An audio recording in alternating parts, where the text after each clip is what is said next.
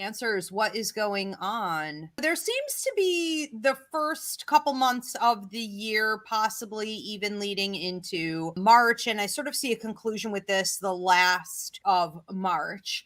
There seems to be a whispering in your ear, a lot of intuitive intelligence kicking in, a lot of higher mind, psychic ability, clairvoyance, prophecy. You seem to know in your bones and know in your gut what direction you're supposed to be taking things in.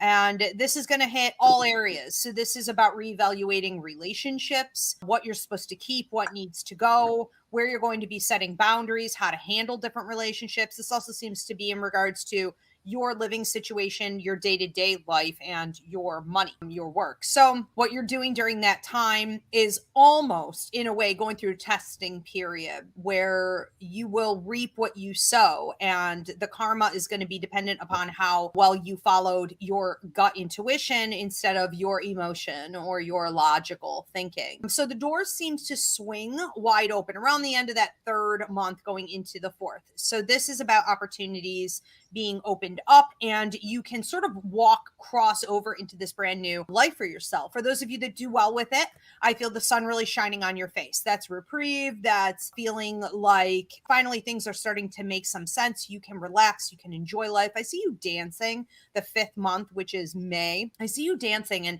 I see you celebrating your life and celebrating the fact that you have a sense of inner peace. Gratitude is coming to you more easily, but sometimes I see you dancing with someone else. This could also be a new love partner coming in or an increase in romance. We could see a current relationship move up a level, turn into an engagement, marriage, something committed or long term. For those of you looking to have children, that may be a time where you can expand your family, adoption, pregnancy, things like that. Then I'm looking more at the eighth month, and we're really talking about the money coming in. Where is it coming from?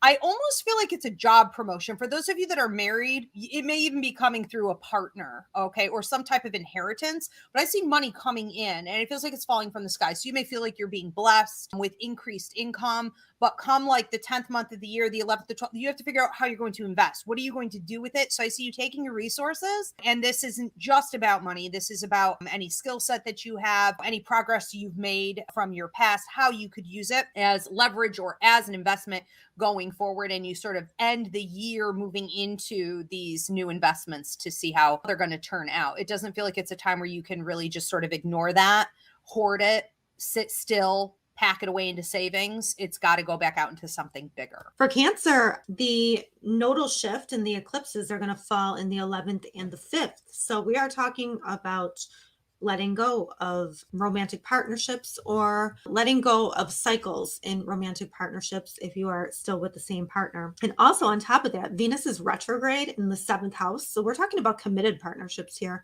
reevaluating, like Ivy said, long-term relationships, because 7th house is long-term. And it doesn't have to be a romantic partner, can be a business partner too, but it's almost like you're reevaluating who is worth it and who isn't, and maybe even like committing to that, maybe around, I would say, March. And you're letting go of any toxicity, any bad habits that you had in relationships in the past. It's almost like you're starting brand new. The North Node being in the 11th, along with Uranus, that does speak to technology, getting out the message. That does speak to groups that you belong to, maybe hanging out with people that you've never hung out with before. A totally new friendship group, you know what I mean? But like one that feeds your soul type of situation. And I think with Neptune and Jupiter coming together in the 9th house for you guys, and that happens April 12th, that could be extremely psychic and spiritual. I'm kind of looking forward to that myself. With psychic and spiritual, you have to be careful because it's a fine line to like delusion. Kind of have to be careful. But that is going to be an interesting situation.